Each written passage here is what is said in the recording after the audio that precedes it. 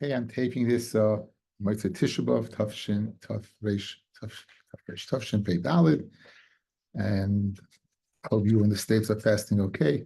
Very quick share tonight, very short Gemara, and again, frankly, I wasn't able to learn today, so I didn't prepare too much. So please forgive me. We saw the other day that Adim went ahead and they changed it. They added a little bit to something they previously said. It says with Shtar Mechira. They wrote a Shtar, person sold the field to somebody else, and they signed that they were aiding to the sale. And they said Shtar Maidaha. In other words, they now go ahead and they produce a shtar that says that the person was forced to sell the field. So we wanted to say there, if it's al peh, they're not believed. If it's in shtar, they are believed because one shtar could be weak in the other. What was the reason al peh they're not believed?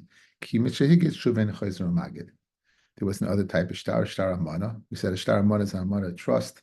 You have a shtar on a loan that never took place, but you want it available in case it should take place. Basically, it's like a loaded hand grenade with the pin semi out. Because again, at any time, the malvik, if he needs the money, can go ahead and create a halva that never was. And people who signed that basically are doing the wrong thing. Because it says tashkein ba'alecha avla. You shouldn't have an avla in your tent. And therefore, there's two reasons to say that they said shtar almanahu, that this shtar was that they say that it was a shtar almana is one that the kivan shehigat shuvein a place in a magid, or a second reason that since you should not write a shtar almana because of al tashkein mashkan avla, they are making themselves b'shayim by signing on this. That's what we saw the other day. So this is a continuation with the same explanation. We're on Mem Tes Omen Aleph, 4 lines down. Kufa Amar Rav Nachman. Amon Hayid Varenu. We said that the words that we wrote on the shtar halva is Inaman is not believed. Maida Hayid Varenu, Einaman, they're not believed. Again, two reasons by Amana. Kim Shehigat Shuvin Achois Magid or Eino the Mesa Matzmai Russia. This is based upon the Rashbam. Maida Hayid Varenu, what is because it is Eino Kim Shehigat Shuvin Achois Magid. Umabar Abashi Amar Amana Hayid Varenu Einaman Taka because Eino the Mesa Matzmai Russia. But then ne'emanim, and it's not kima shehigas shuv ein chayzer magid. Rashbam says, why not? Because it's not soiser what it said previously. It's not soiser what you said previously. I'm not saying there wasn't a sale. I'm just saying the sale was forced, right? So therefore, it's not considered kima shehigas shuv ein chayzer magid. Taisva says it's just being moisif on what they said before, right? That even though let's say the ksav yodim's coming out from another place, they're not believed. Then lo yamin no sim like this. In other words, there's no ksav coming out from another place. Then they're just being moisif the fact that it was a shtar maidah. So it's either I'm not exactly sure I understand Taisvis, but he seems to say that there's moisif one, and therefore it's not kimin sheik. It should be in chayzer magid. I didn't go into it. I just saw what Taisvis said.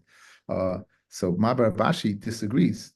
He says, I agree with you. Why? Because shtar amana, you're not supposed to write because mishkan v'alecha al tashkein v'alecha avla, you shouldn't have it.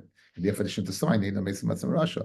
But my dog, but there's no Indian of rishis. It's just a Indian kivin shehigat shuvin achois magid. This is not kivin shehigat shuvin achois magid. So basically, the machloikas between Rav Nachman and Mabar Ravashi is by shtar my dog is it considered shuvin kivin shehigat shuvin achois magid like Rav Nachman? Yes, like Mabar Ravashi not.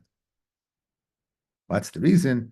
My dog my timer. She said the star my dog can be written because nothing wrong with it. And the amana as we said because you should have an avla the Mesa Matzma Russia.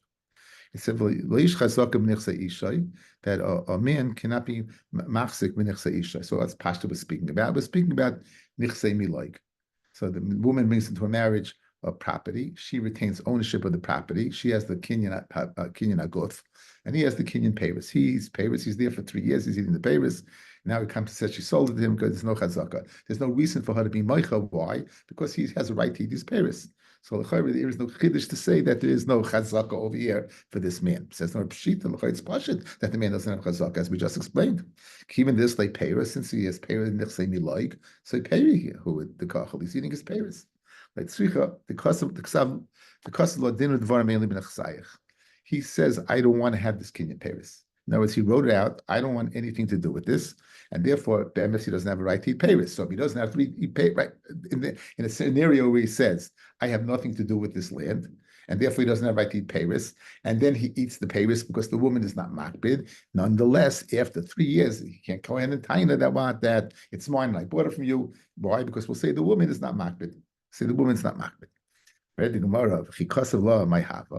If he writes, "I have nothing to do with this," what does it help? For Tanya, dinu dvarim ainli al sadazu ve'ainli asik ba v'yadei mesulekas mimenu. I have nothing to do with this field. I have no business here. My totally removed from this. We have a mem gimel and aleph. If a shutif says to another shutif, "I have nothing to do with this." Once something's yours, once something's yours, saying that it's not yours does not make it not yours. We said if something's coming to you and it's not yours yet, you can stop it, right? But over here, the payers are his. It's not pshat that he can say, "I don't want your payers," because it's not our payers, it's your payers. So you can't go ahead and say, "I don't want it." Just like the shutif is not able to go ahead and say, "I don't want anything to do with this field," because it's his field. He can't say, you have to give it over as a matana. You have to go ahead and make a kinyan. And we spoke out of Mem Gimel, but without a kinyan, simply saying that I don't want anything to do with this. Get what? It's too late. It's yours already. So Memela, it's not going to help. So back to the original question: if you don't have an ability to say, "I don't have anything to do with your nechasim," therefore, why would you have a havamina that you have to tell me the Mishnah that there's no chazaka? Of course, there's no chazaka. It's your payris. She's not going to go ahead and be moich on your payris and eat all you want. It's not going to go ahead and establish a chazaka. There's no reason for her to be moich and say, "What are you doing eating my payris?" After all, they're not my payris. Her payris, they're your payris. Okay. So therefore, back to step one. Says the Gemara, Amrila debei Rabbi Yanai in Yeshiva Rabbi Yanai. They said one more kanech. Masnisim because of law v'oida rusa. He did write, "I don't want anything to do with your nechasim." And you know when he wrote it?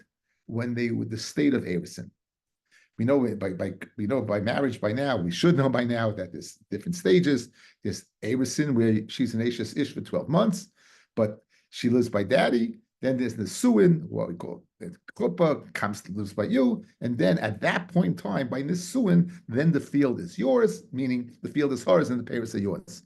But let's say when it was on a Rusa, and they're married, but they're not living together, and he says, "I don't want anything to do with the payers," then since it didn't come into his hands, then to say, "I don't have anything to do with it," it does help. Again, it only doesn't help when it's yours already, since the payers are not his, because it's speaking with Shash Erison, therefore it would help. So the chiddush of the Mishnah is, even though he wrote to her, I have nothing to do with nechasim, b'shas Erison, and now after they get married, and the payers are not his, and he's sitting on the land for 3 years, and she's not moicha, still, that's a chiddush, ein lechazaka. That's the chiddush. Rav Kahana. Dam Rav Kahana on the base, says Rav Kahana on the Amid base, Nachla bo lo'odam la'acha makam acher, a nachla that comes to a person from another place. Let's see Rashban for a second. Sida lavoi. It's not his yet. It's coming to him. Kigoin nachlim de Rabbana. Let's say it's a nachla Rabbana. There's shitas who hold, let's say, a husband inheriting his wife is the Rabbana. So if a person says a nachla that's coming to makam acher, I can go ahead, says the Gemara, or the masna leha shlo yoshena. I can be master on it, not to inherit it. I can be master on it to not to inherit it. Why? Because again, to stop something from becoming yours, you can. When it's yours, you cannot go ahead and say it's not mine. But when it's not yours yet, then it would have to say it's not mine. So therefore, nachla bola the machmikan master lev shlo yoshena uchid the Rava. The Amar Rava is of the opinion. Anyone says it's impossible for me, I don't want the takanas chachamim, like this case, shoyman lo. Now, in other words, they're in the yeshiva, they were learning something, and from that something, Rover ascertained this din, and a takanas chachamim, a person could say, I don't want to have something to do with it. So the case above, where was a kinyan, Yerusha dirabanon, a person's capable of saying, I don't want to get it. So if the chacham make a takana and it's not good for you, you decide not, then it does help as long as it wasn't in effect yet. So therefore, by the Yerusha you didn't inherit yet before you get it, you can stop it. And the following case that Rabbi ascertained this din from, like Rav Huna, Arav. Dam Rav Huna, Amarav, a woman can say to her husband, Eini nizainis vein they were mataking that a woman should get what? That the husband have to supply food for the woman. But let's say a woman would say, listen, tachas yotra, they were talking that whatever she makes goes to the husband and he feeds her. Let's say she makes too much money and she doesn't want to do with the husband. She doesn't want the husband feeding her. She'll take care of herself. Right? That would help. And I wish you all good. Hope you all had an easy fast. We'll see you, B'ez Hashem, tomorrow.